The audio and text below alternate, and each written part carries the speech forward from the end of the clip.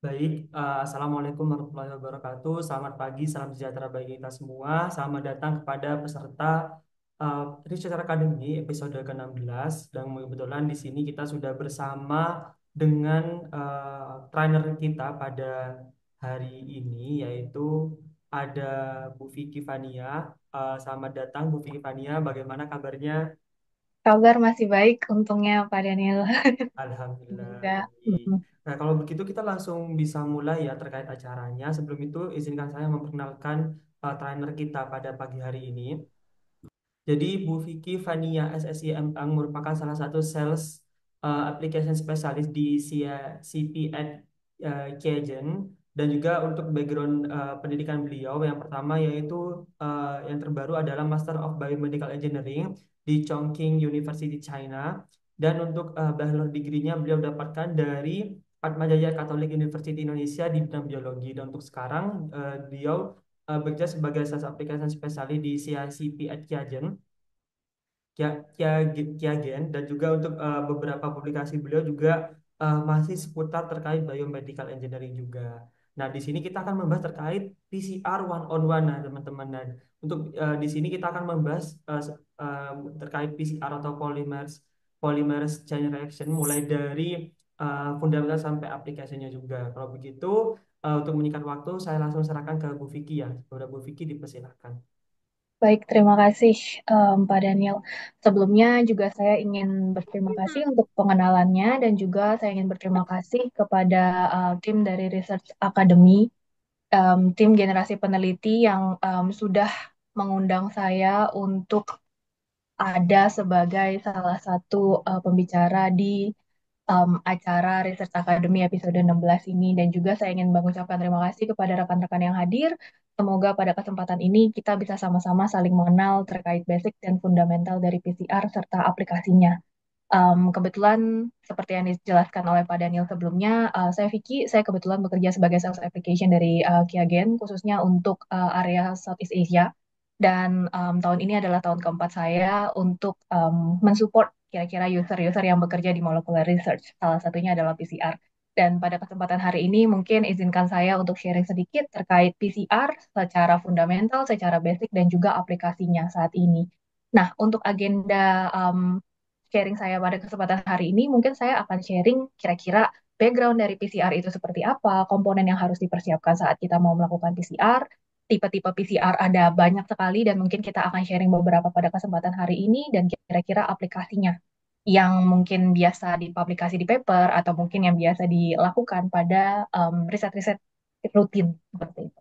Nah, mungkin kita akan coba mulai dari backgroundnya terlebih dahulu. Dan saat kita membahas tentang PCR, mungkin kita perlu kembali lagi ke kepanjangannya, seperti yang disampaikan sebelumnya bahwa PCR ini kepanjangannya adalah polymerase chain reaction. Jadi polymerase chain reaction ini adalah suatu metode yang melibatkan reaksi berantai atau reaksi siklus, khususnya reaksi thermal siklus, dan melibatkan suatu enzim yang dikenal dengan enzim polimerase. Fungsi dari PCR ini sebagai fungsi yang paling dasar adalah untuk melakukan amplifikasi suatu fragmen DNA secara spesifik.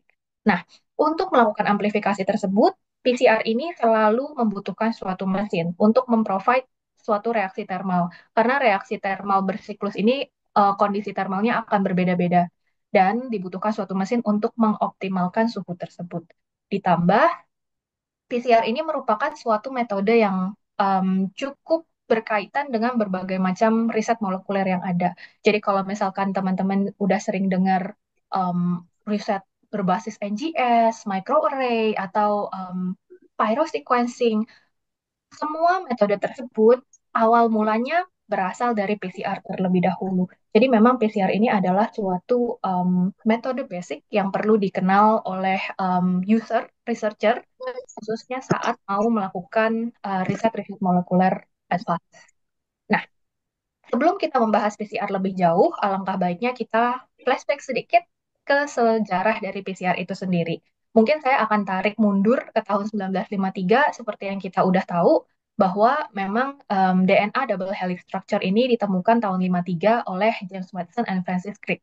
Di tahun 1967, ditemukan suatu bakteri yang disebut Thermophilus aquaticus, di mana bakteri ini sangat stabil di suhu panas. Nah, Thermophilus aquaticus inilah yang menjadi cikal bakal di mana tahun 1976 itu ditemukan suatu enzim polimerase dari ekstraksi Thermophilus aquaticus yang enzimnya itu tahan suhu panas. Nah, kemudian tahun 1971 pun ditemukan sebuah ide oleh Kleb dan tim bahwa ada suatu metode yang menggunakan enzymatic assay untuk melakukan amplifikasi sebuah DNA, replikasi DNA dengan menggunakan primer. Nah, enzimnya ketemu nih tahun 1976. Dari semua penemuan-penemuan di tahun sebelumnya, 1953 sampai 1976, akhirnya tahun 1983, Karimulis menemukan meramu metode dengan penemuan yang ada sebelumnya untuk menemukan untuk mencetuskan metode PCR, di mana metode PCR ini menggunakan enzim Taq polymerase, menggunakan ide dari replikasi DNA berbasis primer, dan juga untuk amplifikasi DNA template-nya sendiri berasal dari DNA double helix structure.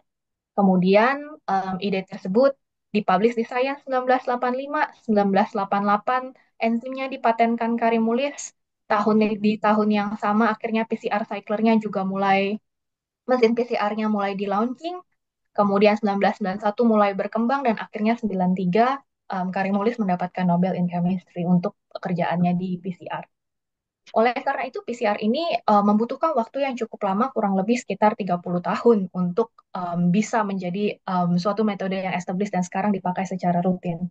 Kira-kira aplikasinya seperti apa? Aplikasinya kurang lebih banyak sekali yang bisa digunakan di aplikasi berbasis forensik, agriculture, ataupun clinical.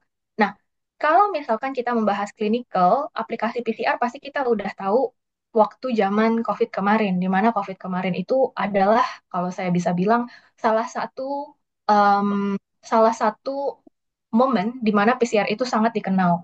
Karena PCR digunakan sebagai suatu instrumen untuk melakukan deteksi dari virus SARS-CoV-2.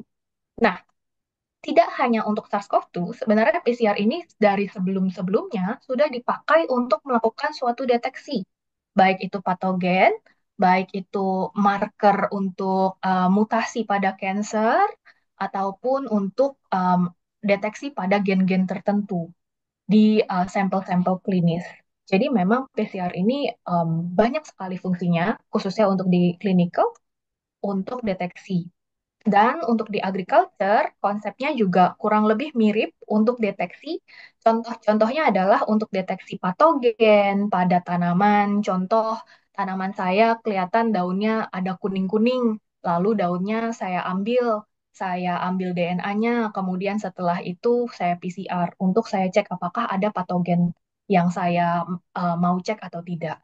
Atau mungkin ada juga kondisi-kondisi di mana ternyata tanah itu bisa kita cek kesehatannya, kualitasnya bagus atau tidak dengan melihat profil dari microbes-nya. Jadi kalau kita udah ada target-target mikroba yang, oh kalau ada mikroba ini berarti bagus di tanah kita. Nah, mikrob tersebutlah yang nantinya dideteksi dengan PCR. Atau di forensik, contoh paling contoh paling mudahnya adalah ada suatu crime scene. Di crime scene tersebut ada jejak-jejak yang kita sudah sampling sebelumnya. Dan DNA dari yang ada ditemukan di crime scene tersebut ingin dicocokkan dengan DNA dari suspek kriminal. Nah, kondisi tersebut bisa kita aplikasikan juga dengan menggunakan PCR karena sampel pada crime scene itu umumnya jumlahnya kecil, jadi bisa diamplifikasi dulu dengan metode PCR untuk kemudian di-profiling. Nah, itu kurang lebih adalah gambaran bagaimana PCR itu bisa digunakan di aplikasi molekuler untuk berbagai macam um, untuk berbagai macam segmen, baik forensik, agriculture, ataupun clinical. Nah, tapi sebelum kita melakukan PCR, dalam jenis apapun PCR-nya, tetap kita harus mempersiapkan sampel kita terlebih dahulu. Nah, sampel ini tidak bisa langsung digunakan dalam PCR. Jarang sekali kondisi itu terjadi, walaupun masih bisa. Kadang ada yang disebut direct PCR. Direct PCR itu betul-betul dari sampel sampelnya langsung dimasukkan sebagai sampel untuk PCR. Tapi yang paling general dan common adalah setelah kita melakukan koleksi sampel, biasanya kita akan melakukan ekstraksi. Nah, ekstraksinya ini bisa ekstraksi DNA ataupun ekstraksi RNA. Baru setelah itu, hasil dari ekstraksinya biasanya di quality control dulu untuk melihat apakah hasil ekstraksinya bagus atau tidak, baru lanjut ke PCR. Itu adalah workflow yang paling common. Walaupun tidak menutup kemungkinan, kadang ada juga konsep di mana kita melakukan direct PCR Oke, Kak Ido. digunakan. Oke, Ndek no. No. Nah, kemudian lanjut setelah ekstraksi, biasanya di sini kita akan melakukan yang namanya QC. Nah, ini penting, kenapa? Karena pada saat kita mau melakukan PCR, mungkin kita juga perlu memahami bahwa pada saat kita mau melakukan PCR, ada yang namanya budget. Tentu kita pasti tahu akan ada beberapa komponen-komponen PCR yang tidak bisa kita selalu purchase terus-menerus. Oleh karena itu, alangkah baiknya pada saat kita mau PCR, kita sudah memastikan betul bahwa sampel kita kualitasnya cukup baik. Nah, definisi kualitas yang baik dari suatu DNA atau RNA itu biasanya dilihat dari beberapa parameter. Parameter pertama itu adalah konsentrasi dari DNA atau RNA itu sendiri. Nah, umumnya untuk konsentrasi dari DNA atau RNA biasanya dilakukan pengecekan dengan menggunakan suatu instrumen berbasis spektrofotometri yang mungkin bisa dikenal nama-nama dagangnya, mungkin bisa dikenal nanodrop, implant, ataupun ya banyak jenis instrumen spektrofotometer base lah.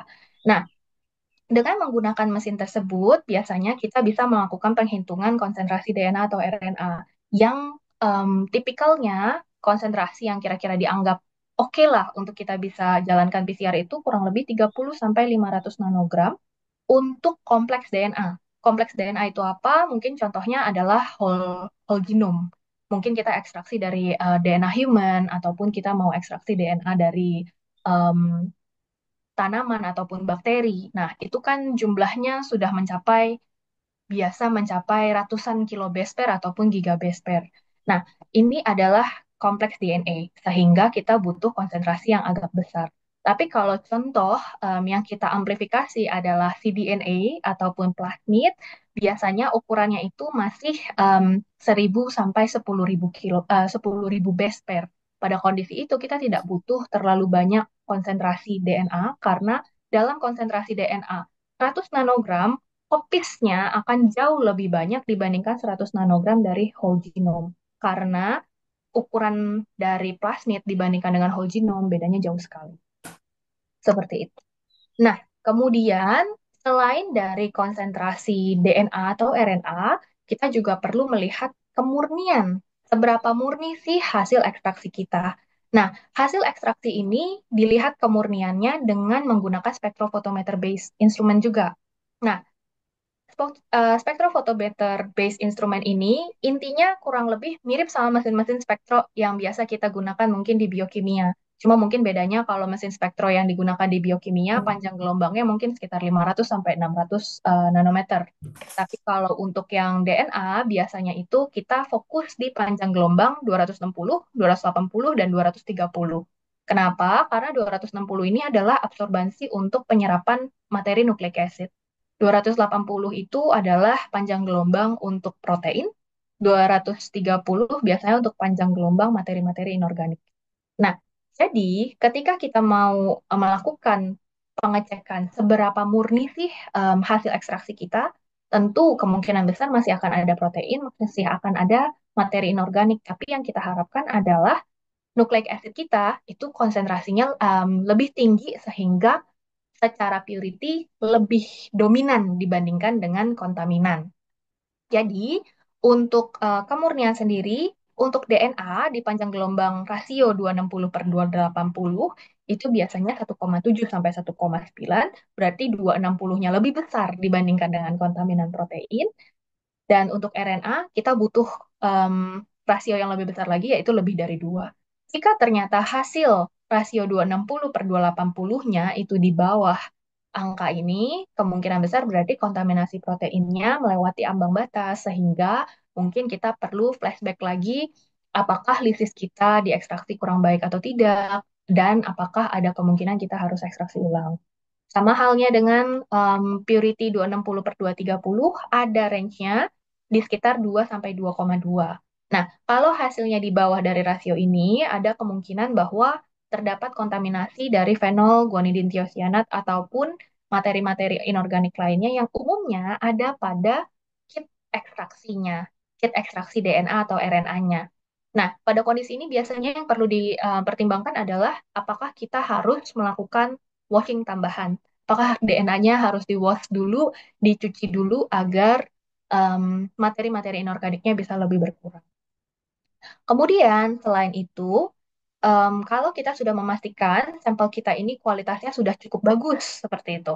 Nah, next yang harus kita persiapkan adalah PCR komponen lainnya. Tadi di sejarah sudah disampaikan bahwa memang untuk PCR ini tidak hanya menggunakan DNA, tapi juga ada primer dan juga enzim polymerase.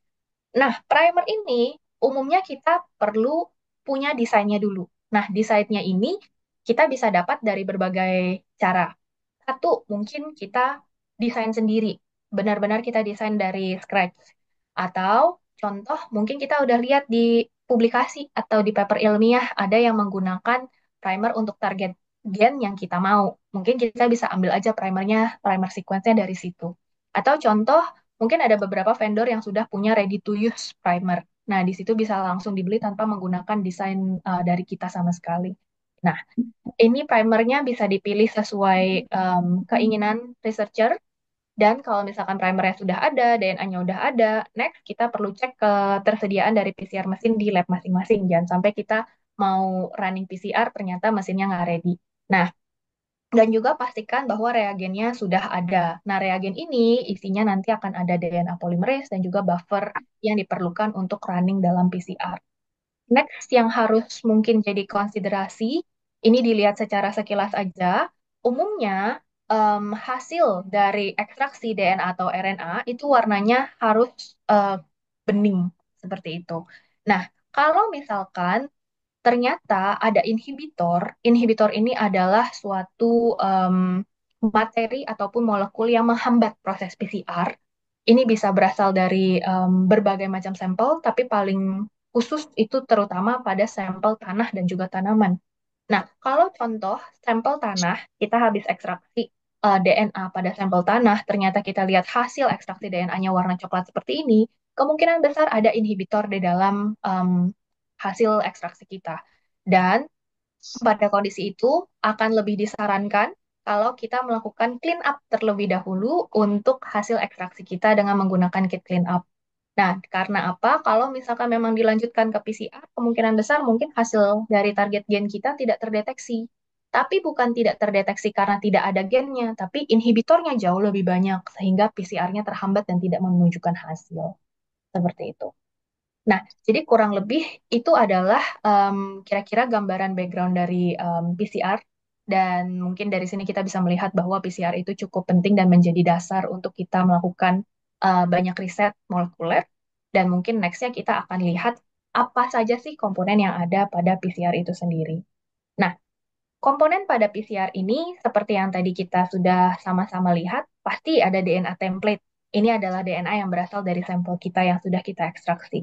Next, kita perlu punya primer. Primernya perlu antara didesain ataupun diambil dari paper ataupun beli langsung jadi. Yang penting kita punya primernya untuk target gen kita. Kemudian next kita harus punya DNA polymerase karena ini adalah enzim yang akan digunakan untuk melakukan replikasi DNA, untuk melakukan amplifikasi. Nah, kemudian kita masih perlu komponen-komponen lain. Salah satunya adalah free DNA.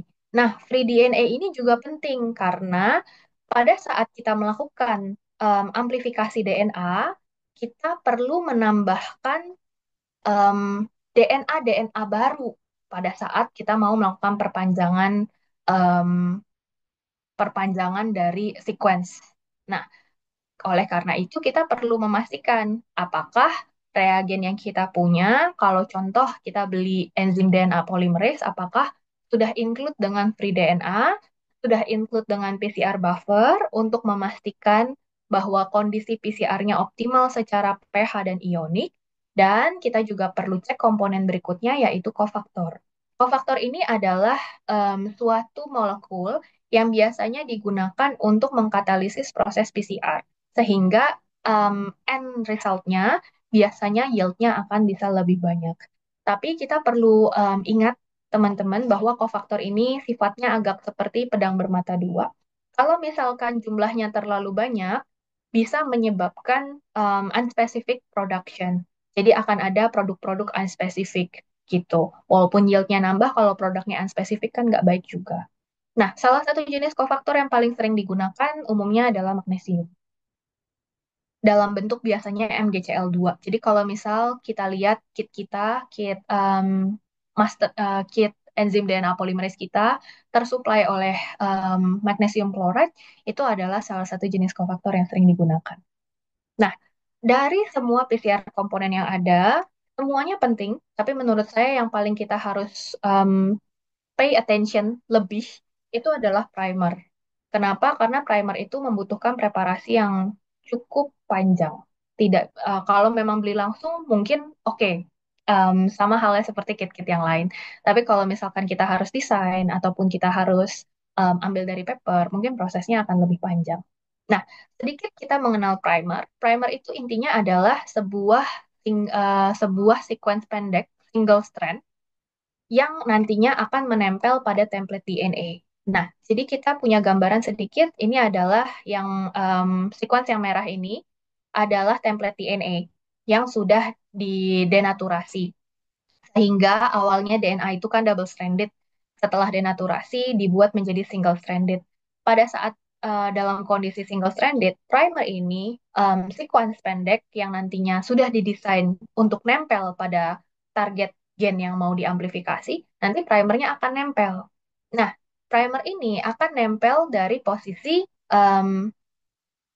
3 prime. Nah, primernya sendiri akan melakukan amplifikasi dari 5 prime ke 3 prime. Kemudian dari sini yang menarik adalah primer ini em, di ujung si 3 prime-nya ini akan memiliki gugus trihidroksil yang kosong seperti itu. Jadi nggak ada gugus trihidroksilnya sehingga DNA polimerase bisa nempel dan melakukan penambahan DNTP pada posisi tersebut. Nah, perlu diketahui juga bahwa primer ini selalu didesain dalam pasangan. Jadi ada ketika denaturasi, secara otomatis kan double stranded DNA-nya akan um, breakdown dan kemudian akan tertempel dengan primer. Primernya pun harus punya dua arah, satu yang ke arah forward, satu ke arah reverse. Oleh karena itu kita harus punya desain primer secara berpasangan. Nah, kalau memang kita mau melakukan desain primer atau mungkin kita mau melakukan em, sintesis primer dari paper, perlu kita harus tahu dulu mana primer forwardnya, mana primer reverse-nya. Kemudian baru kita bisa sintesis primer di third party atau di vendor, baru setelah itu kita dapat primernya, biasanya dalam bentuk lyophilized, kemudian bisa dipreparasi. Kalau memang ternyata kita mau melakukan desain primer dari scratch, ini adalah salah satu kriteria paling umum dalam pembuatan suatu primer. Jadi, umumnya primer itu panjangnya sekitar 15 sampai 30 nukleotida. Kemudian perlu diperhatikan bahwa sequence-nya itu pasti ada AGTC, adenin, guanin, timin, sitosin. Nah, persentage dari guanin dan sitosinnya itu harus sekitar 40 sampai 60%. Kalau di bawah itu umumnya nanti penempelannya akan kurang spesifik. Terus harus dipastikan juga bahwa ujung 3 prime-nya, berarti ujung dari sini yang paling ujungnya, itu harus memiliki em, nukleotida G atau C. Kurang lebih sekitar 1. Nah, nggak boleh lebih dari 2. Kenapa? Karena kalau misalkan lebih dari 2, takutnya terlalu sulit untuk menempel pada DNA template. Kemudian, perlu dipastikan juga bahwa nukleotida di 3' prime yang terakhir itu tidak boleh komplement. Tidak boleh komplement dalam arti 3' prime-nya itu tidak boleh komplement ke primer satunya. Ataupun tidak boleh komplement ke ujung yang paling 5 prime-nya. Kenapa? Karena takutnya nanti malah primernya nempel sama satu sama lain, bukan nempel ke template DNA, tapi malah nempel dengan primer temennya, seperti itu. Perlu diperhatikan juga bahwa untuk primer bisa nempel ke template DNA, biasanya itu ada suhu tertentu, ada suhu khusus. Nah, biasanya melting temperature inilah yang disebut suhu khusus tersebut dan range-nya biasa 52 sampai 58. Dan karena kita juga tahu bahwa primer ini selalu datang berpasangan, kedua primer ini perbedaan suhu melting temperaturnya tidak boleh lebih dari 5 derajat. Kemudian kita harus menghindari dinukleotida repeat dan juga untuk primer design kita pasti harus menentukan berapa sih jumlah em, PCR produk atau seberapa banyak sih nukleotida yang harus saya amplifikasi, panjangnya berapa base pair. Nah, kalau memang kita menggunakan PCR yang konvensional, kita mungkin bisa melakukan desain untuk PCR produk yang besar. Bisa lebih dari 200 base pair, 1000 base pair pun nggak masalah. Tapi kalau misalkan kita targetnya adalah target PCR yang menggunakan fluorophore, ya itu seperti real time atau digital, biasanya amplikonnya itu dibatasi 200 base pair ke bawah. Nah, untuk desain, kabar baiknya kita tidak harus desain betul-betul manual. Jadi, hingga saat ini sudah ada beberapa tools yang free di website. Salah satunya adalah keluaran dari NCBI, dinamakan Primer Blast. Fungsinya adalah untuk melakukan desain primer yang cukup otomatis, atau saya bilang semi otomatis. Kenapa? Karena di Primer Blast ini linknya, kemudian kita saat klik untuk membuka website Primer Blast, ini adalah gambaran dari interface dari Primer Blast sendiri. Pertama, kita diminta untuk menginput sequence dari target gen yang kita mau. Nah, kalau kita menggunakan primer blast dari NCBI, kabar baiknya kita tidak selalu harus menginput sequence, kita juga bisa menginput accession number. Jadi setiap gen yang didaftarkan di NCBI itu ada accession number-nya bisa diinput langsung, jadi kita nggak harus kopas entire sequence. Atau kalau memang kita udah ada file sequence-nya dalam bentuk format FASTA biasanya bisa diupload juga di Primer Blast. Kemudian setelah itu kita tinggal infokan ke tools mau PCR produknya berapa, kemudian jumlah primernya mau berapa opsi yang nanti didesainkan oleh Primer Blast. Kemudian melting temperaturnya kira-kira range-nya berapa. Kalau memang ada perbedaan melting temperatur antara yang forward dan reverse primer, kira-kira maksimalnya untuk kita maksimalnya di berapa suhu seperti itu. Kemudian kalau misalkan ternyata memang dari desainnya harus ada self complementary, maksimal yang kita bisa terima kira-kira berapa sih complementary-nya seperti itu. Nah, baru setelah itu kita klik get primer.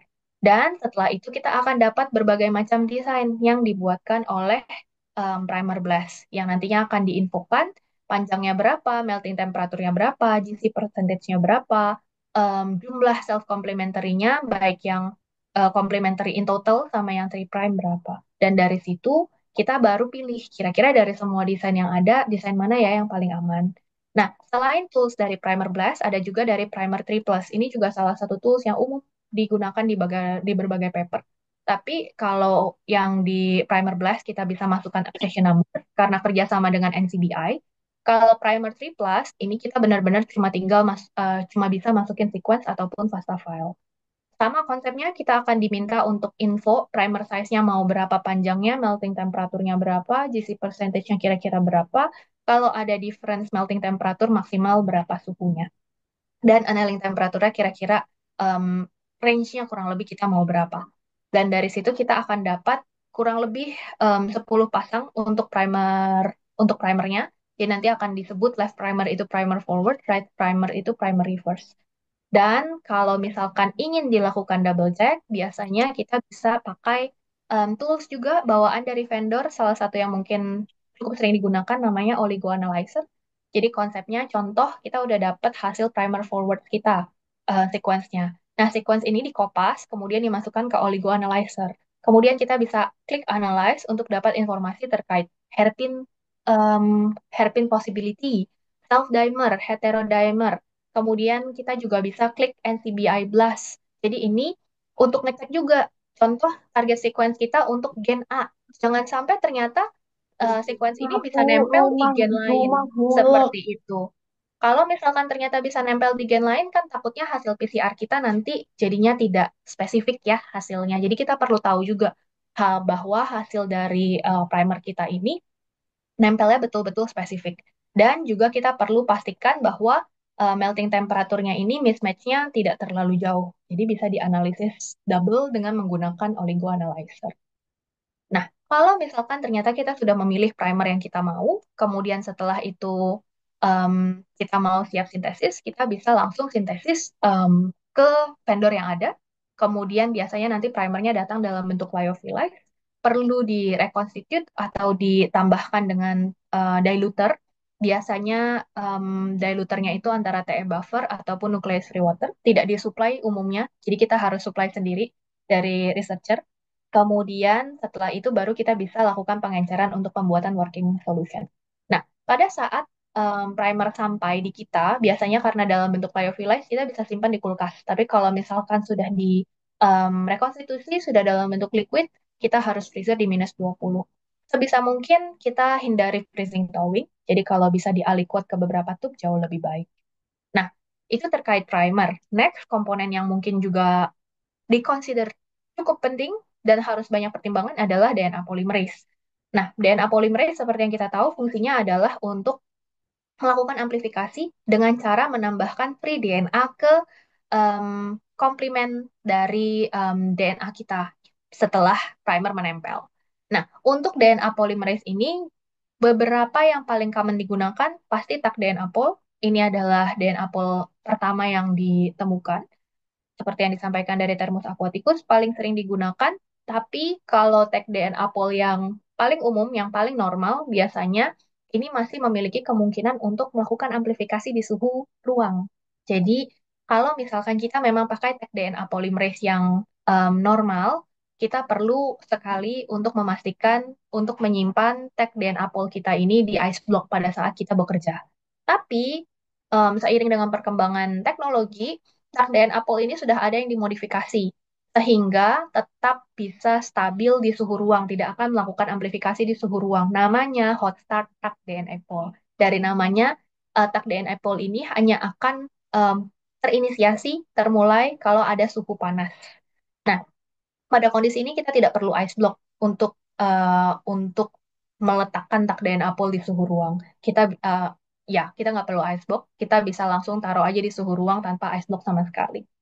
Dan kalau misalkan contoh kita mau melakukan em, penelitian yang butuh ketelitian tinggi untuk sekuensnya, contoh cloning, kita harus pastikan yang diamplifikasi itu hasilnya betul-betul sama persis dengan yang kita punya di DNA template. Biasanya kita memerlukan enzim DNA polymerase yang punya kemampuan proofreading, yang punya kemampuan mengecek kembali hasil dari amplifikasi. Nah, itu tidak bisa diperoleh dari tag DNA pool, karena tag DNA pool itu tidak punya abilitas untuk melakukan proofreading. Jadi kita perlu DNA pool jenis lain, yaitu PFU. Diambil, diekstrak dari Pirococcus furiosus, dan ya, secara penggunaan biasanya memang lebih diprioritaskan untuk amplifikasi dengan spesifisitas lebih tinggi. Tapi kalau misalkan memang fungsinya hanya untuk amplifikasi, biasanya lebih lebih affordable pakai tag DNA pool biasa. Jadi, setelah kita sudah mengetahui primer yang kita mau gunakan, kita sudah tahu kit yang mau kita gunakan, master mix dan polymerase apa yang kita gunakan. Tentu jangan lupa dicek apakah saat beli DNA polymerase sudah include DNTP, sudah include buffer, sudah include cofactor. Kalau misalkan memang sudah include semua, next kita bisa membuat yang namanya master mix.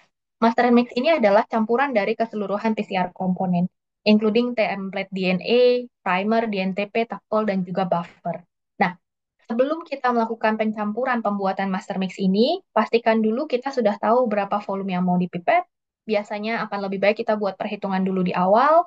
Semua reagen ini biasanya disimpan dalam -20, jadi jangan lupa untuk selalu di thawing dulu, kemudian di vortex atau di flicking, kemudian di spin down untuk memastikan seluruh liquidnya turun ke tube. Nah, ada beberapa enzim yang tidak boleh di vortex dari beberapa vendor. Jadi perlu dipastikan juga apakah enzimnya boleh di vortex atau tidak. Kalau nggak bisa berarti cukup di flicking aja atau cukup dibolak-balik untuk melakukan homogenisasi. Pastikan pipet terkalibrasi dan pastikan untuk menyiapkan ice block jika ternyata DNA polymerase kita tidak hot start. Dan kemudian next kita perlu membuat plate layout. Kenapa? Karena nanti pada saat kita melakukan PCR kemungkinan besar jumlah sampel kita akan cukup banyak. Nah, jangan sampai kita melakukan pipettingnya ini salah, harusnya masuknya ke well A1, nggak sengaja masuknya ke A2. Jadi akan lebih baik kalau kita punya plate layout. Jadi kita tahu pipettingnya kemana. Dan umumnya itu saat kita membuat master mix, kita membuat master mixnya ke sejumlah sampel dan kontrol yang kita gunakan. Jadi contoh di sini di plate layout ada 83 sampel yang mau di run PCR. Nah, berarti kita harus buat master mixnya masing-masing dikali 83. Dan setelah itu kita tinggal loading master mix kita ke 83 well, setelah itu baru ditambahkan sampel satu persatu. Nah, dalam melakukan running PCR, biasanya kita akan sangat menyarankan menggunakan kontrol. Kontrol yang paling minimal adalah non-template control atau NTC dan juga positive control atau di sini yang disingkat PC. Kenapa kita harus menggunakan kontrol NTC dan PC dalam run PCR?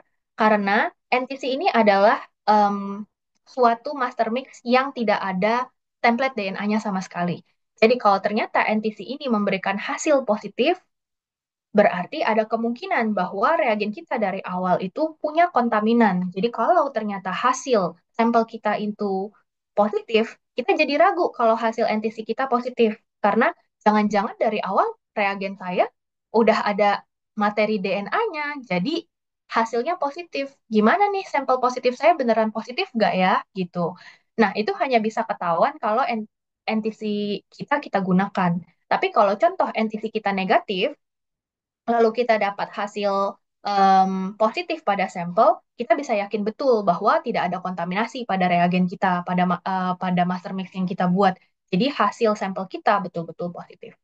Nah, berbeda dengan positive control. Positive control ini adalah master mix yang sudah ditambahkan DNA yang pasti positif. Jadi hasilnya harus betul-betul terlihat positif pada positive control.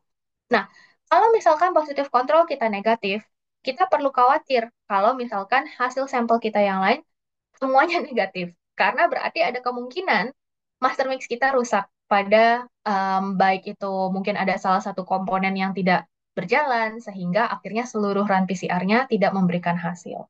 Nah, kondisi ini hanya bisa di-trace, hanya bisa dilacak jika kita menggunakan kontrol. Selain itu ada kontrol lain yang sifatnya opsional, tapi sangat direkomendasi, yaitu internal control. Nah, internal control ini ada dua macam. Satu internal control yang exogenous. Yang exogenous itu berarti tidak ada pada DNA template kita, dan sifatnya itu ditambahkan dari luar. Jadi biasanya mungkin kita akan membuat sintetik DNA, biasanya non-life being, bukan dari makhluk hidup, kemudian ditambahkan baik itu pada ekstraksi sebagai penanda bagi kita bahwa pada kalau misalkan ekstraksi kita berhasil, kontrol ini harus muncul. Karena kita nambahin DNA-nya sesuai konsentrasi yang kita tahu, berarti harus muncul pada saat PCR. Pada saat ekstraksi. Kalau ternyata pada saat PCR hasil dari internal control yang kita tambahkan di ekstraksi ini nggak muncul, berarti ada masalah di handling ekstraksi kita. Nah, itu adalah fungsi dari exogenous internal control. Tapi kalau yang endogenous ini berarti em, deteksi targetnya harus berasal dari DNA inang, berasal dari DNA sampel kita. Biasanya di endogenous ini yang kita desain bukan sintetik DNA-nya saja, tapi kita hanya desain primer untuk host DNA. Jadi kalau mungkin ada yang pernah dengar kita mau deteksi di penelitian-penelitian di lab, kita mau deteksi GAPDH. Nah, GAPDH itu adalah salah satu endogenous internal control yang sudah pasti ada di banyak host DNA yang kalau misalkan ternyata hasilnya negatif, kemungkinan besar sampel quality-nya kurang baik. Jadi ini akan menjadi gambaran bagi kita untuk melihat kualitas dari ekstraksi kita kalau kita menggunakan exogenous internal control atau kualitas dari sampel kita kalau kita menggunakan endogenous internal control. Jadi benefitnya cukup banyak kalau kita menggunakan kontrol ini. Satu, untuk eksperimen yang lebih traceable. Dua, hasil yang lebih valid biasanya meningkatkan confidence level kita dalam merilis hasil. Nah, setelah kita membuat master mix, udah loading sampel dan loading ke dalam tube masing-masing, kita tinggal masukkan ke dalam mesin PCR. Nah, umumnya di dalam mesin PCR akan ada yang namanya metal block seperti ini untuk kita menempatkan PCR. Dan setelah kita tutup mesin PCR-nya, mulai running PCR, step PCR akan kurang lebih seperti ini. Satu, pasti stepnya adalah denaturasi, karena DNA kita itu umumnya datang dalam double stranded. Double strand seperti ini perlu didenaturasi dalam suhu yang kurang lebih sekitar 94 sampai 95 derajat agar double strandednya ini em, pecah dan menjadi single stranded. Nah, kemudian setelah denaturasi, double stranded berubah jadi single stranded, akhirnya primer bisa menempel pada suhu annealing temperaturnya. Nah, suhu annealing temperaturnya ini beragam tergantung dari primer PM. Dan saat primer sudah bisa menempel di single stranded DNA kita, next akan ada DNA polymerase yang menempel mengenali sisi free trihydroxylnya primer. Kemudian DNA polymerase-nya nempel dan menarik free DNA untuk melakukan polimerisasi. Nah, proses ini disebut extension, umumnya dilakukan pada suhu 72 derajat. Periodenya seberapa lama tergantung dari PCR produk yang mau kita buat. Biasanya itu 1 kilo base pair per menit. Nah, ini adalah gambaran general dalam PCR. Beberapa notes yang perlu diperhatikan adalah kalau kita menggunakan master mix hot start, perlu diperhatikan kita akan punya satu step inisiasi lagi yang disebut dengan enzyme activation. Kenapa? Karena seperti yang sudah kita ketahui sebelumnya, enzim hot start DNA polymerase ini hanya akan aktif pada suhu panas. Jadi kita perlu aktivasi dulu pada suhu panas kurang lebih sekitar 95 derajat, tapi dalam periode waktu menitan, sekitar 2 sampai 10 menit. Baru setelah aktif kita lanjut denaturasi, annealing, dan extension. Nah, pada beberapa kondisi PCR, salah satunya adalah kondisi PCR yang amplikonnya kecil, kita tidak perlu harus sampai extension. Karena extension itu biasanya umumnya diperlukan kalau PCR produknya cukup panjang, 1 kilo base pair per menit.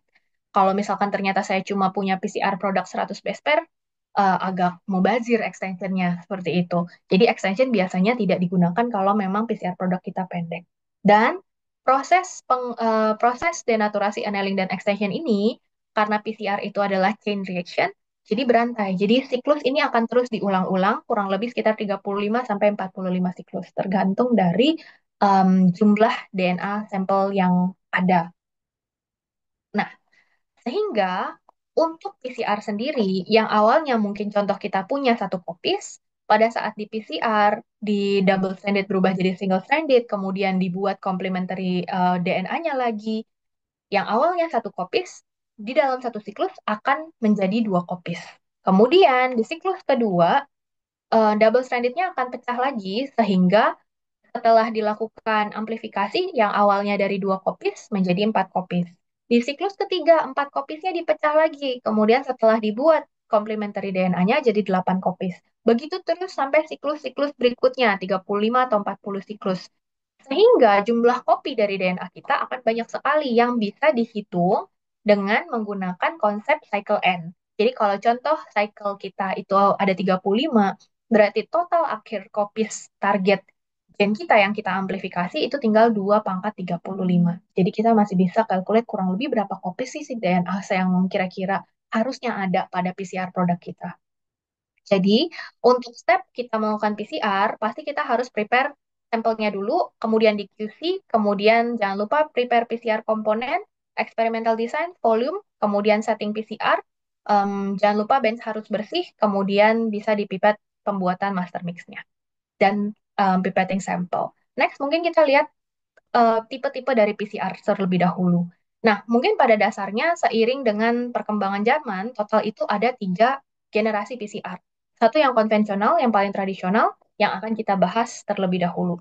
Nah, untuk konvensional PCR, di sini kita konsepnya betul-betul mirip seperti yang tadi kita bahas. Kita prepare master mix dulu, kemudian setelah kita prepare master mix, kita akan masukkan tube PCR kita ke dalam mesin tradisional konvensional PCR. Bentuknya kurang lebih seperti ini, mirip-mirip satu dengan yang lain.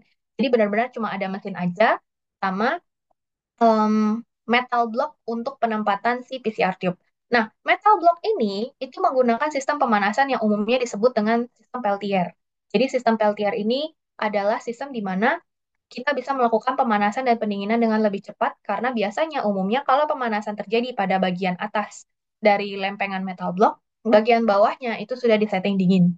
Jadi pada saat ternyata kita mau menurunkan suhu, contoh dari 95 ke 58, transfer dari dingin atau panasnya akan berlangsung lebih cepat. Nah, tentu dengan kondisi ini kita bisa melakukan proses PCR jadi lebih cepat lagi dan pada hasil akhir PCR produk kita itu harus dipipet, harus dielektroforesis dengan menggunakan agarose elektroforesis sehingga hasil akhirnya ini dalam bentuk band-band seperti ini. Nah, tentu kita harus tahu PCR produk kita size-nya berapa sehingga kita bisa pastikan PCR produk kita kalau contohnya di tinggi seperti ini adalah PCR produk yang benar. Kalau dapatnya ternyata pendek, berarti kemungkinan itu bukan PCR produk kita atau kita kenal dengan unspecific product. Nah, yang kedua, ada lagi generasi yang disebut dengan real-time PCR. Kalau di konvensional, kita bisa melihat bahwa yang konvensional ini kita dapat hasilnya dalam bentuk band-band DNA. Sedangkan kita nggak bisa mengcompare nih sampel A dan sampel B sebelahnya contohnya apakah konsentrasi DNA, apakah konsentrasi gennya sama? Kita nggak bisa lihat karena benar-benar kita hanya melihat dari ketebalan dari si hasil amplifikasi, dari hasil PCR produk. Oleh karena itu, umumnya konvensional PCR dikenal sebagai hasil kualitatif. Oleh karena itu, muncullah generasi kedua, di mana generasi kedua ini real-time PCR yang digunakan kemarin pada saat COVID, kita bisa dapat hasil CQ value, di mana hasil CQ value ini berkorelasi dengan komparasi jumlah dari target gen. Jadi contoh kalau yang satu datang lebih cepat dibandingkan dengan yang belakangnya, kita bisa pastikan yang lebih cepat muncul CQ value-nya berarti jumlah sampelnya lebih banyak yang akan kita bahas di slide berikutnya. Nah, apa yang membuat real-time PCR ini jauh lebih bisa memberikan hasil kuantifikasi? Karena real-time PCR ini menggunakan fluorescence. Dan fluorescence itu muncul dari dua PCR komponen yang kemungkinan berbeda. Satu antara primernya dikombinasikan dengan probe atau enzim DNA polymerase-nya yang menggunakan cyber base dye. Nah, apa perbedaan cyber green dan probe yang mungkin paling dikenal sebagai nama dagangnya Techman? Nah, cyber green ini merupakan salah satu pewarna intercalating dye, berarti hanya bisa mewarnai double stranded yang biasanya include dalam master mix DNA polymerase. Nah, cyber green ini hanya akan mewarnai double stranded DNA. Jadi pada saat denaturasi, single stranded DNA tidak akan terwarnai, tidak akan memiliki fluorescence. Tapi once kita udah lakukan annealing dan dilakukan extension, yang awalnya single stranded jadi double stranded, sehingga akhirnya double stranded ini produk PCR-nya akan memiliki fluorescence. Dan fluorescence ini akan terrecord di setiap siklus PCR naiknya berapa banyak ya, seperti itu. Nah, kalau Techman ini kita harus desain probe. Jadi, selain desain primer, kita harus desain probe. Dan probe ini harus menempel pada hasil PCR produk kita yang dibuat bersama dengan primer. Nah, probe ini itu nanti akan dilengkapi dengan dua molekul. Satu reporter, satu quencher. Reporter ini yang punya pewarna, quencher ini yang selalu merepress fluorophore dari reporter. Jadi kalau mereka berdekatan, mereka tidak akan memiliki fluorescence. Tapi ketika probe menempel pada produk yang primer sedang kerjakan, secara otomatis primer ini akan em, terus mendorong quencher sehingga quencher ini akan berjauhan dari reporter sehingga akhirnya reporternya bisa memunculkan fluorescence yang juga nanti bisa akan langsung di detect per cycle-nya. Nah, segmen ini umumnya akan memiliki spesifisitas lebih baik dari cyber green karena cyber green ini nggak pilih bulu, semua double stranded DNA akan langsung ditempel, termasuk unspecific product. Nah, dan Techman itu bisa memiliki beberapa pewarna. Jadi bisa digonta-ganti pewarnanya, mau warna hijau, warna kuning, sehingga memiliki potensi untuk multiplex detection, multi-target detection. Tinggal ganti aja pewarnanya. Tapi kalau cyber green, umumnya hanya ada dalam satu warna, yaitu warna green. Sehingga biasanya satu sampel hanya bisa deteksi satu target. Nah, seperti yang tadi kita bahas, bahwa real time ini memiliki kemampuan untuk mengcompare satu sampel dengan sampel lain terkait abundance dari target gennya. Kenapa? Karena kita punya CQ value. Nah, di conventional PCR, hal ini akan sulit Salah satu contohnya ada pada gambar ini, di mana kita lihat bahwa em, di picture yang paling bawah, A dan B ini kelihatan hasil bandnya sangat mirip ketebalannya, tapi ternyata saat di running di real time, ternyata yang B itu jumlahnya lebih sedikit dari yang A, karena CQ value-nya yang B lebih besar, seperti itu. Nah, untuk memperoleh CQ value ini, kita perlu yang namanya melakukan setting threshold. Dan setting threshold ini, sebelum kita lakukan setting, kita perlu memahami dulu ada 3 fase di real-time PCR. Fase yang pertama adalah fase inisiasi, di mana tidak ada perubahan fluorescence pada beberapa siklus. Karena jumlah kopi DNA-nya belum terlalu banyak, sehingga fluoresensnya belum terlalu kelihatan. Tapi, iring dengan peningkatan siklus, akan ada momen di mana fluoresens kita mulai tiba-tiba naik secara drastis. Karena jumlah kopinya terus meningkat, 2 pangkat 20 contohnya, ke dan 2 pangkat 21, itu jumlahnya udah jauh banget, seperti itu. Nah, oleh karena itu, peningkatan fluoresens yang signifikan tersebut dikenal dengan fase eksponensial. Nah, seiring dengan peningkatan-peningkatan kopi DNA, akan ada momen di mana jumlah kopi DNA-nya terus meningkat, tapi fluoresens yang kita punya dalam reagen sudah tidak bisa keep up. Nah, pada kondisi tersebut, jumlah fluoresens sudah mencapai tahap yang paling maksimum, sehingga jumlah fluoresensnya akan stagnan segitu-segitu aja di setiap siklus. Itu adalah fase plateau. Nah, threshold ini ada di mana? Threshold ini harus disetting pada kondisi baseline sudah lewat dan kita mau memasuki fase eksponensial. Nah, titik ini yang bisa kita pakai untuk sisi threshold sebagai contoh. Nah, kalau kita nggak setting threshold, umumnya kita nggak bisa dapat CQ value. Sehingga itu wajib untuk di setting. Dan untuk real time PCR sendiri, mesinnya akan berbeda dengan yang konvensional. Karena di real time PCR kita perlu menggunakan fluorescence. Dan berarti harus ada detektor fluorescence-nya. Dan real time PCR dilengkapi dengan fluorescence detector.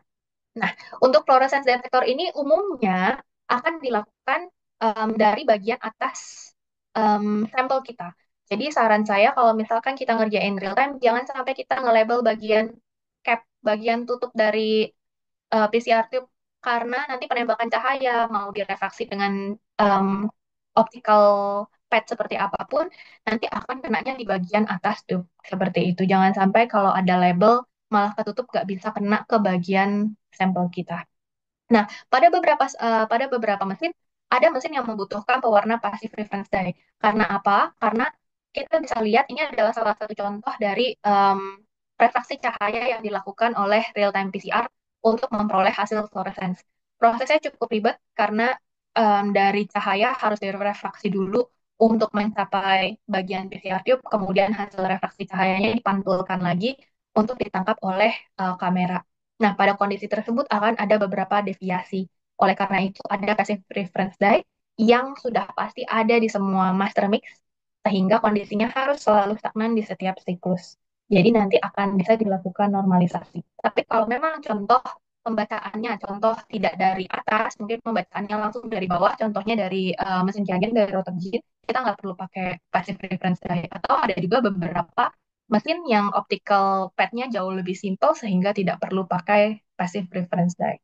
Nah, ini adalah salah satu gambaran kita harus setting fluorescence di software. Jadi kalau kita menggunakan real-time PCR, umumnya kita menggunakan software khusus dan itu biasanya menggunakan PC atau laptop, di mana kita harus memastikan di tahap antara annealing atau accession, kita harus memastikan bahwa setting fluorescence kita udah on dan pastikan bahwa pewarnanya sesuai dengan fluorophore yang kita gunakan. Kalau ini nggak nyala, kita nggak akan dapat data. Konsepnya agak beda dengan konven. Dan di real time PCR pun akan ada suatu privilege di mana kita bisa melakukan kuantifikasi, semi kuantifikasi. Nah, kadang ada beberapa penelitian yang butuh hasilnya bukan dari CQ value, tapi butuh hasilnya itu dari um, copies per microliter. Nah, pada kondisi tersebut penting bagi kita untuk menggunakan real-time PCR ataupun digital PCR. Nah, tapi kalau kita menggunakan real-time PCR, kita perlu menggunakan standard curve. Kita harus buat standard curve-nya dulu dari positive control yang kita tahu jumlah konsentrasinya. Baru setelah itu kita dilusi, jangan lupa direplikasi, biasanya triple. Baru setelah itu kita buat master mix, kita jadikan sampel hasil dilusi ini sebagai template, kemudian kita running PCR. Hasil running PCR-nya bisa kita masukkan ke dalam Excel file untuk buat persamaan, layaknya bikin standard curve di biokimia.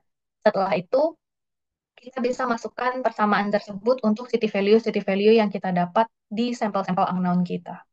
Nah, tapi kita tetap melihat bahwa qPCR itu mempunyai limitasi karena qPCR ini sangat bergantung terhadap fluorescence. Kalau fluorescence tiap siklusnya tiba-tiba berubah, wah itu bisa menghasilkan inkonsistensi.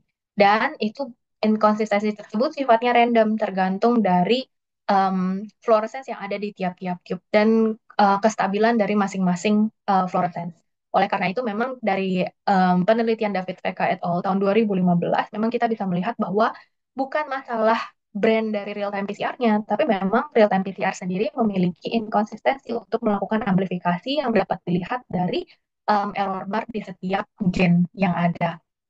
Oleh karena itu, akhirnya muncul lagi generasi ketiga yang dikenal dengan digital PCR. Nah, digital PCR ini hasilnya bukan Q value, hasilnya langsung copies per microlith dari DNA. Dan tidak terlalu bergantung terhadap angka fluorescence harus berapa, karena saat DNA kita sudah berfluorescens, sudah dihitung sebagai satu kopis. Jadi hasil akhirnya bentuknya akan seperti ini, akan ada titik-titik terang itu dihitung sebagai satu kopis DNA. Nah, jadi konsepnya kurang lebih akan seperti ini. Kalau secara hands-on akan mirip real time.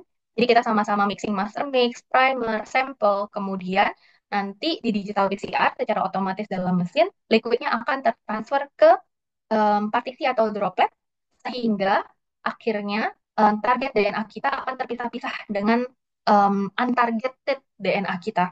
Sehingga contoh gen kita yang kita mau di warna merah ini nantinya akan teramplifikasi, kemudian punya fluoresen, mau fluoresensnya terang atau weak atau rendah, kalau dia berfluoresen, satu partisi dihitung satu kopis. Jadi hasilnya langsung dalam kopis per microlith, tidak perlu standar curve.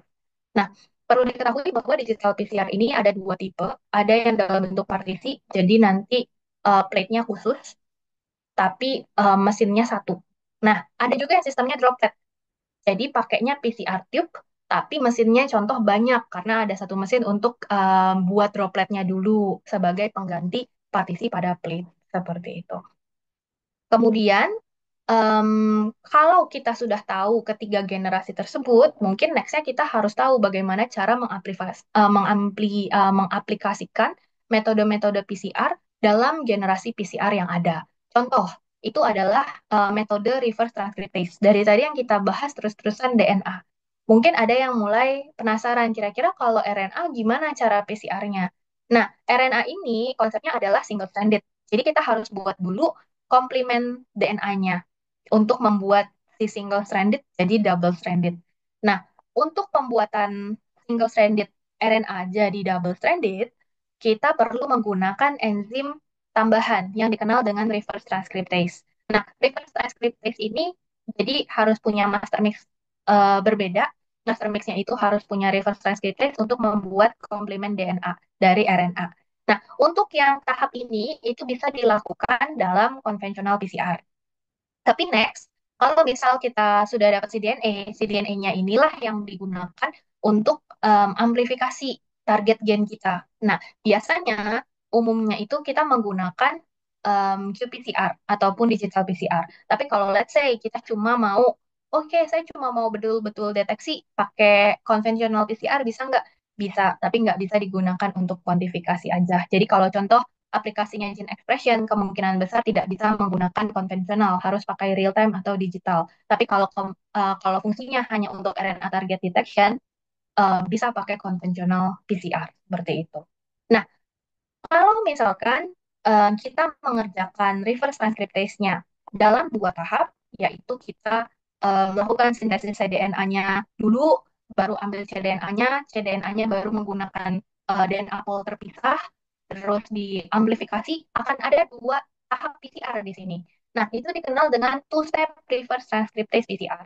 Tapi contoh, ada juga master mix yang dibuat reverse transcriptase dan DNA pool-nya digabung jadi satu kit. Nah, kemudian kita tinggal tambahkan RNA-nya aja. Proses si DNA sintesis dan proses PCR untuk deteksinya dilangsungkan berbarengan itu juga bisa. Tapi membutuhkan master mix yang khusus yang dikenal dengan one step RT-PCR kit seperti itu. Kemudian ada juga metode PCR lain yang disebut dengan multiplex PCR. Nah, multiplex PCR ini bisa dikerjakan di semua jenis generasi PCR, mau real time, mau digital, ataupun konvensional. Tapi yang perlu diperhatikan adalah real time PCR ini memerlukan untuk membedakan target. Nah, multiplex PCR ini adalah deteksi untuk multiple target, di mana kita contoh, kita mau deteksi E. coli, kita mau deteksi Salmonella, berarti saya harus punya dua desain primer, satu untuk Salmonella, satu untuk E. coli. Nah, gimana caranya mesin PCR saya bisa membedakan mana yang Salmonella dan yang E. coli? Kalau di real time, kita perlu menggunakan probe yang berbeda. Pada kondisi ini kita harus menggunakan probe atau tadi merek dagangnya salah satunya adalah Techman. Tapi kalau misalkan saya menggunakan konvensional PCR kan tidak punya fluorescence. Mau nggak mau, saya harus desain dua primer, tapi saya harus memastikan bahwa product size dari amplikon saya berbeda antara yang Salmonella dan yang E. coli. Sehingga saya nantinya bisa membedakan pada saat saya melakukan elektroforesis. Seperti itu. Sama halnya dengan digital, digital dan real time sangat mirip. Kita harus mendesain primer probe pada kondisi ini dengan pewarna yang berbeda. Mungkin yang Salmonella dideteksinya dengan menggunakan probe hex, jadi dideteksinya di channel kuning. Kalau yang E. coli mungkin dideteksinya dengan menggunakan probe farm, jadi dideteksinya dengan channel green. Jadi nanti kita bisa dapat dua hasil yang berbeda. Nah, ini adalah contoh yang konvensional PCR. Bisa kita lihat kalau hasil PCR produknya bisa beda-beda antar sampel. Nah, ini menandakan bahwa hasil yang berbeda ini berasal dari target gen yang berbeda. Kemudian ada lagi nih metode lain yang disebut touchdown PCR. Nah, in case kita melihat hasil PCR kita itu memproduksi hasil non-spesifik. Contoh mungkin terproduksi dua band. Atau contoh mungkin kok hasil hasil city value saya nggak stabil ya gitu. Atau mungkin saya lihat hasil melting analysis dari real time PCR saya kok nggak satu peak tapi dua peak.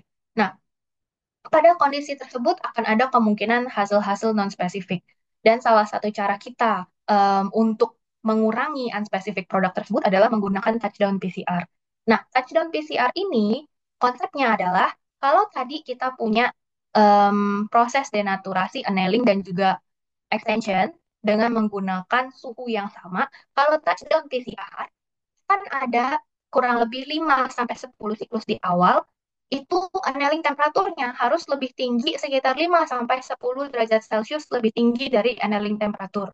Jadi contoh di sini yang normal mungkin annealing temperatur kita di suhu 57.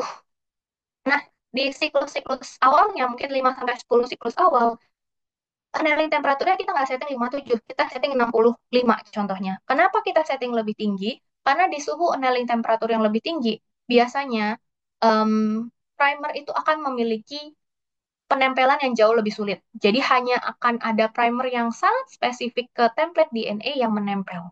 Sehingga pada kondisi tersebut kita meminimalisir kopi-kopi DNA awal kita itu tidak spesifik dengan menggunakan annealing temperatur yang lebih tinggi. Baru setelah kita dapat jumlah kopis yang cukup banyak, mungkin setelah 10 siklus, setelah 5 siklus, baru kita kembalikan lagi annealing temperaturnya ke suhu yang optimal. Baru nanti perbanyakan akan berjalan. Nah, ini adalah salah satu cara yang bisa kita lakukan untuk mengurangi unspecific product sehingga kita bisa meningkatkan spesifisitas hasil running PCR kita. Ada juga metode lain untuk mengurangi unspecific product. Salah satunya adalah nested PCR. Tapi nested PCR ini selain untuk mengurangi unspecific product juga bisa digunakan untuk DNA-DNA yang low abundance. Kenapa? Karena kita bisa bayangkan contoh pada saat kita melakukan amplifikasi satu target gen. Khususnya untuk target gen yang kecil, mungkin 35 sampai 40 siklus mungkin tidak cukup. Karena kenapa tidak cukup? Karena selain target gen kita, mungkin akan ada unspecific product yang muncul. Sehingga mungkin hasil akhirnya seperti ini. Ada satu band yang tebal, tapi ada band-band lain juga yang mengikuti, yang menjadi background. Nah, pada kondisi ini, nested PCR dilakukan dengan cara apa? Satu, kita desain primer untuk target gen kita yang ini. Untuk yang warna merah dan biru. Kemudian setelah itu, hasil dari PCR produk first primer itu nanti diambil sebagai template PCR kedua, di mana primer yang keduanya ini kita bisa menggunakan primer yang mungkin lebih spesifik lagi, yang lebih mengamplifikasi bagian amplikon yang lebih kecilnya lagi, sehingga meminimalisir terbentuk banyaknya unspecific produk yang teramplifikasi. Nah, pada kondisi ini jumlah yieldnya pasti akan jadi lebih banyak. Dan kalau memang kita mendesain second primer yang mengamplifikasi amplikon kita yang lebih kecil lagi, harapannya spesifisitasnya akan lebih baik. Umumnya nested PCR ini dilakukan di konvensional PCR karena nanti yang dilihat adalah bandnya. Dan biasanya nested PCR ini jumlah panjang dari amplikonnya cukup tinggi, cukup panjang sehingga biasanya PCR konvensional yang digunakan. Nah, kurang lebih begitulah tipe PCR yang paling common. Karena keterbatasan waktu, mungkin kita bisa bahas tipe PCR yang lain di next time. Kemudian kita akan lanjut ke aplikasi yang paling sering mungkin bisa digunakan dari PCR. Contoh untuk yang konvensional PCR. Nah, konvensional PCR ini kita bisa melakukan multiplex detection. Salah satunya adalah contoh diambil dari salah satu application note dari Kagen, yaitu untuk mendeteksi spesies kacang sebagai alergen. Nah, di sini ada berbagai macam jenis kacang yang dideteksi, macadamia, almond, dan peanut. Ini desain primernya beda-beda nih, dengan panjang amplikon yang juga berbeda-beda. Ada yang 75, 134, dan 99. Nah, pada kondisi ini ada juga banyak sampel yang digunakan, sampel-sampel unknown. Contohnya brownies ataupun sampel-sampel lain yang mungkin ada campuran dari ketiga jenis kacang tersebut. Nah, oleh karena itu didesainlah tiga primer ini dan amplikonnya harus berbeda sehingga hasil akhirnya pada saat di Alcor kita bisa dapat band yang berbeda-beda juga. Kalau contoh kita dapat band yang dapat tiga band semua, kita dapat band yang dapat tiga band semuanya. Berarti ada tiga jenis kacang pada sampel tersebut. Kalau cuma dapat satu, kita lihat lagi ukurannya. Ukuran siapakah ini? Ukuran kacang yang manakah ini? Seperti itu. Nah, jadi multiplex detection itu bisa dilakukan di konvensional, tapi harus memastikan primernya memang didesain untuk amplikon size yang berbeda. Kemudian aplikasi yang cukup sering digunakan adalah gene expression. Tapi gene expression ini umumnya dilakukan di real time atau digital PCR. Nah, fungsi dari gene expression ini adalah untuk membandingkan dua populasi. Umumnya adalah yang normal atau yang diberi perlakuan. Contoh paper yang ini adalah untuk membandingkan apakah amonium nitrogen content yang berbeda-beda pada sampel itu bisa mempengaruhi produk dari teh, produksi teh pada tanaman teh. Nah, pada kondisi ini kita perlu memastikan bahwa kita sudah tahu dulu apa gen yang kita perlu deteksi untuk memastikan bahwa teh itu jumlahnya produksi teh itu meningkat. Produksi gen apa sih yang relate dengan produksi teh pada tanaman tersebut. Nah, kemudian ada juga paper lain yang juga ingin melihat respon gen kalau misal pada sawit kalau misal terendam air. Gen apa sih yang berperan pada kondisi tersebut?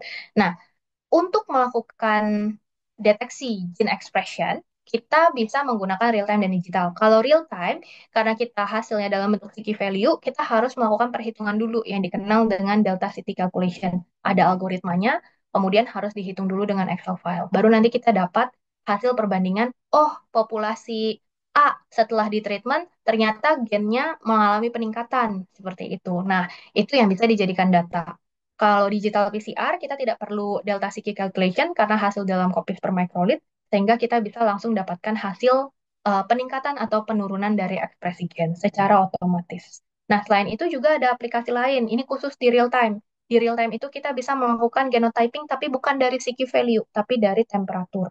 Jadi ada paper dari Sang et al. Tahun 2021, di mana di sini Sang et al. Itu menggunakan dua sampel yang berbeda, dengan sequence yang berbeda juga, sehingga pada saat diamplifikasi dengan primer yang sama, mungkin yang satu memiliki kadar gizi konten lebih tinggi, sehingga meltingnya itu lebih susah. Sehingga pada saat dianalisis, oh ternyata melting temperatur yang sampel ZN itu lebih lama dibandingkan dengan yang sampel satunya. Nah, pada kondisi ini kita bisa melakukan genotyping. Jadi berarti kalau kita tahu, oh berarti yang ZN ini melting temperaturnya kurang lebih di suhu sekitar 85, sedangkan yang H2I mungkin contohnya di 81 udah mulai melting nih, seperti itu. Dan dari kondisi ini kita bisa melakukan genotyping. Jadi genotyping pada real time PCR itu tidak terbatas dengan menggunakan fluorescence, tidak menggunakan CQ value saja, tapi bisa menggunakan melting. Atau aplikasi lain, yaitu khususnya di forensik, di sini kita bisa melihat DNA profile, jadi PCR digunakan untuk sequencing, atau contoh kita mau melakukan deteksi, ada marker-marker penyebab keracunan nggak ya? Terus kita bisa melakukan deteksi dengan menggunakan real-time PCR untuk melakukan kuantifikasi. Atau contoh kita mau melakukan direct PCR. Nah, direct PCR ini adalah salah satu yang bisa dilakukan dari sampel langsung benar-benar dijadikan template untuk proses PCR. Ini juga bisa karena kadang di forensik itu kita butuh kecepatan dalam memberikan hasil. Nah, sehingga mungkin itu adalah kurang lebih tipe-tipe dan metode PCR yang ada, tapi konsepnya tetap sama. Biasanya common question yang muncul dalam PCR adalah, contoh, kenapa PCR saya tidak terdeteksi? Pada kondisi ini mungkin kita harus cek apakah positif kontrol kita ada atau tidak. Nah, itu sebabnya kita butuh kontrol. Kalau memang ada, mungkin kita harus mengconsider apakah jangan-jangan sampel kalau positif kontrol ada kan berarti PCR kita aman, master mix kita aman. Nah, berarti kita harus flashback apakah di ekstraksi ada masalah atau tidak ya. Itu sebabnya perlu menggunakan internal control. Nah, sangat disarankan. Kalau ternyata positif kontrolnya tidak terdeteksi, kita harus cek dulu berarti ada permasalahan di PCR kita. Cek quality master mix dan pastikan apakah primer kita optimize. Kalau primer kita tidak optimize, jangan handling temperaturnya belum pas, itu bisa menyebabkan tidak muncul hasil seperti itu. Dan contoh kalau misalkan saya melakukan PCR satu target harusnya cuma punya satu band, tapi ternyata ada banyak band. Nah, bagaimana cara kita mengurangi error tersebut adalah satu, kita bisa melakukan test down PCR, nested PCR, atau contoh kita cek lagi apakah annealing temperatur kita sudah optimize. Bisa menggunakan gradient PCR, atau kalau ternyata sudah dilakukan ini semua hasilnya masih tidak oke, ada pertimbangan untuk melakukan redesign primer.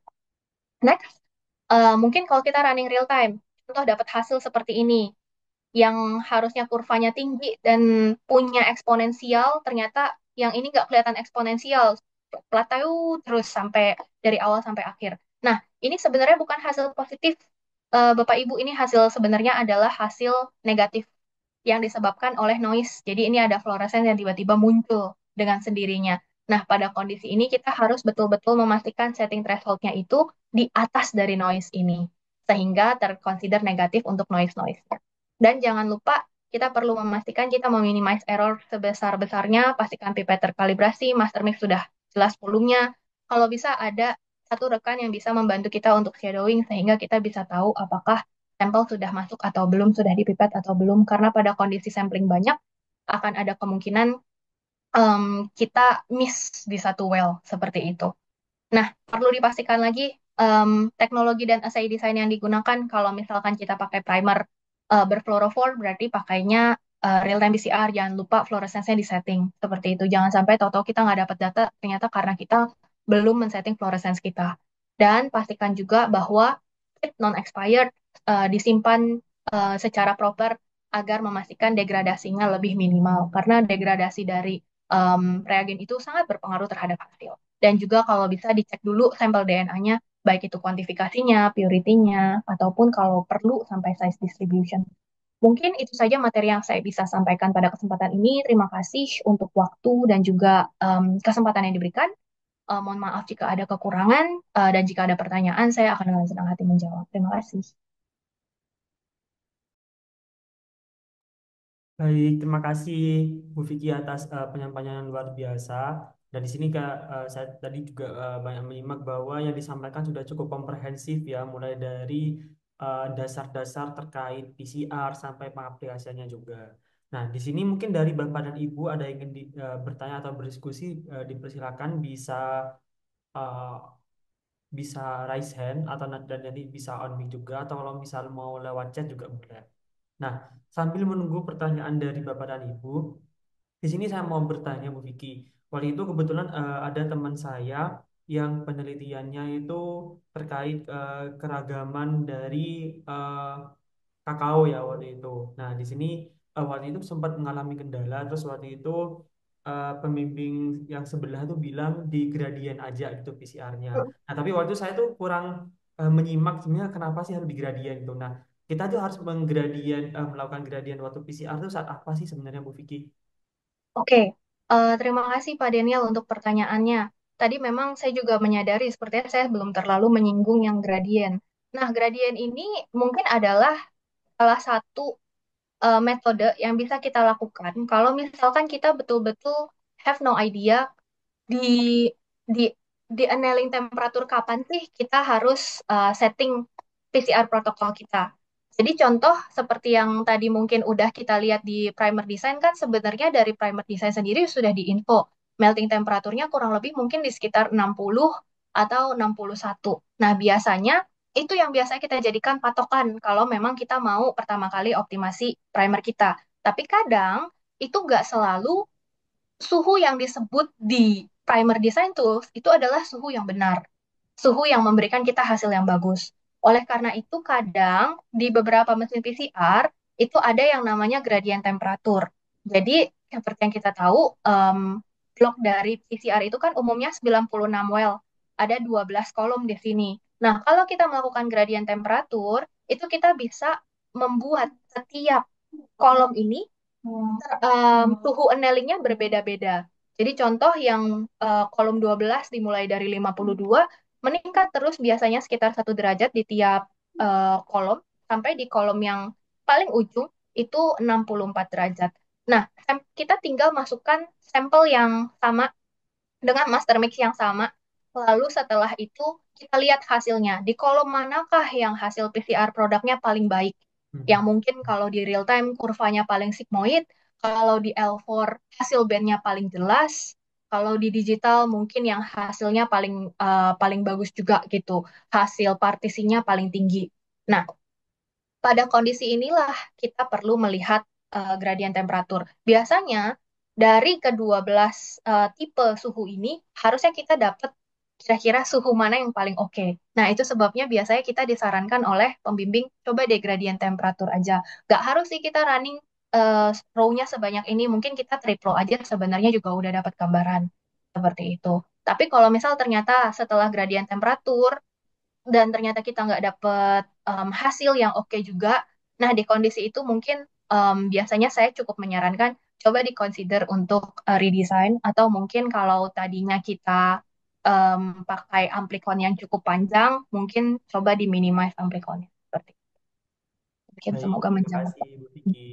Selanjutnya ada pertanyaan dari peserta. Yang pertama, dalam pengerjaan menggunakan real time PCR, sebagai peneliti yang baru menggunakan PCR untuk melakukan ekspresi gen, penentuan optimasi suhu saat annealing dan seterusnya bagaimana ya? Dalam pengerjaan, oke. Nah, sebenarnya mau untuk aplikasi ekspresi gen atau untuk aplikasi lainnya pun, sebenarnya konsep untuk penentuan annealing temperaturnya ini kurang lebih mirip dari contoh mungkin setelah kita analisis primer design. Kalau kita melakukan primer desainnya secara manual, contoh di sini pakai primer tipes, biasanya kita akan dapat informasi terkait TM. Nah, TM ini yang biasa kita jadikan sebagai gambaran awal untuk annealing temperatur kita. Jadi contoh kita pilih primer F yang paling atas ini. Disebut melting temperaturnya 60. Kemudian kita lihat lagi nih primer R yang kita pilih sebagai reverse primer. Lalu kita lihat lagi, oh meltingnya juga 60. Nah, berarti start awal kita untuk melakukan annealing di PCR kita yang pertama, itu coba dulu patok 60 derajat.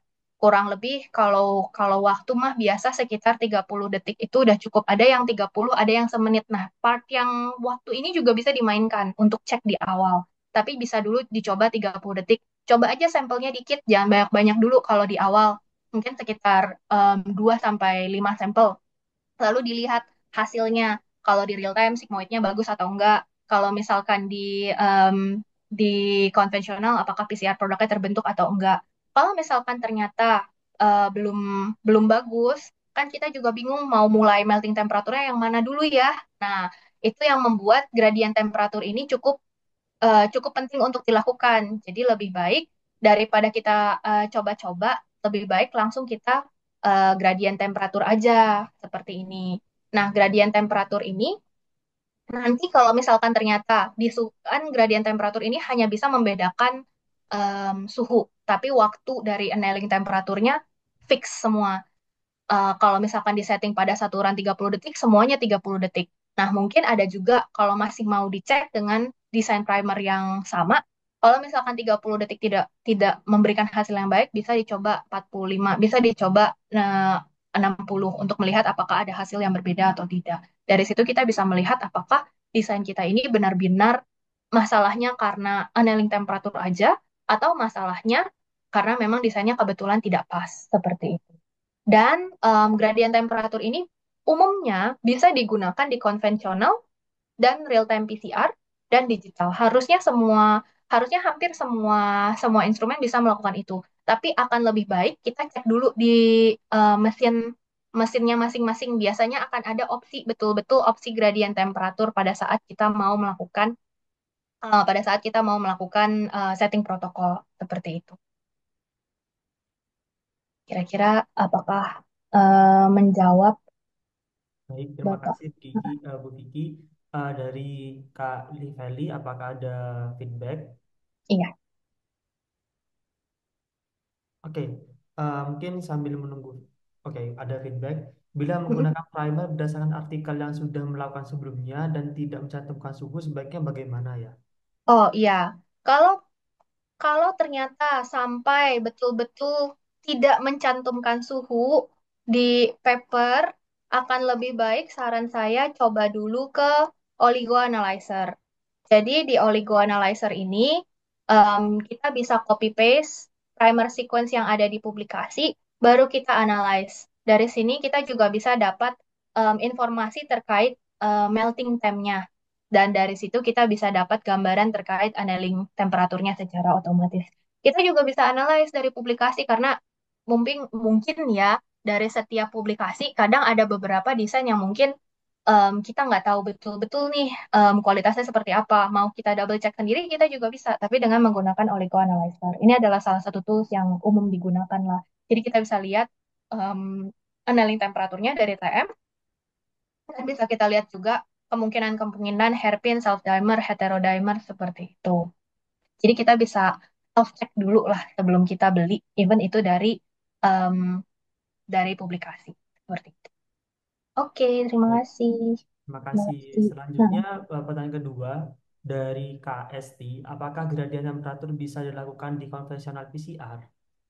iya, untuk pertanyaan dari Mbak Esti, mungkin konvensional PCR umumnya bisa melakukan gradient temperatur.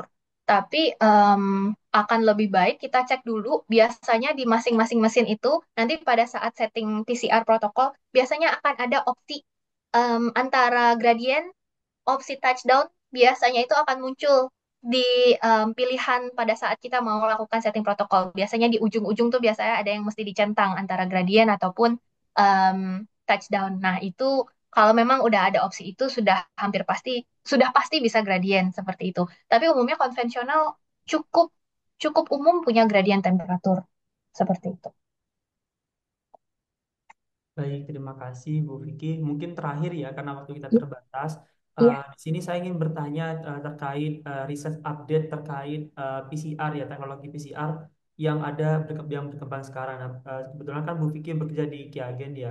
Nah, kira-kira riset update seperti apa sih yang ada sekarang terkait teknologi PCR yang ada khususnya di bidang di alat-alat labnya atau yang lain-lain, Bu Vicky? Iya, terima kasih untuk pertanyaannya Pak Daniel. Untuk saat ini mungkin em, tren dari PCR sendiri konsepnya masih kurang lebih sama, em, most likely antara real time ataupun digital PCR. Konvensional PCR trennya biasanya digunakan di plantation, khususnya untuk beberapa beberapa institusi ataupun company yang masih melakukan RAPD. Itu biasanya nggak bisa lepas dari konvensional karena RAPD butuh electrophoresis. Kalau real time sekarang mau di agriculture masih sebagai untuk pathogen detection ataupun untuk breeding, biasanya fokusnya di riset-riset single nucleotide polymorphism ataupun STR. Nah, short tandem repeat biasanya untuk mengecek-ngecek mutasi yang ada pada masing-masing breed seperti itu. Kemudian kalau memang ini fokusnya di clinical, tren saat ini sangat banyak ke arah liquid biopsy. Jadi sampel-sampel yang non-invasif itu biasanya sering digunakan untuk menjadi sampel karena PCR ini kan klaimnya sensitif.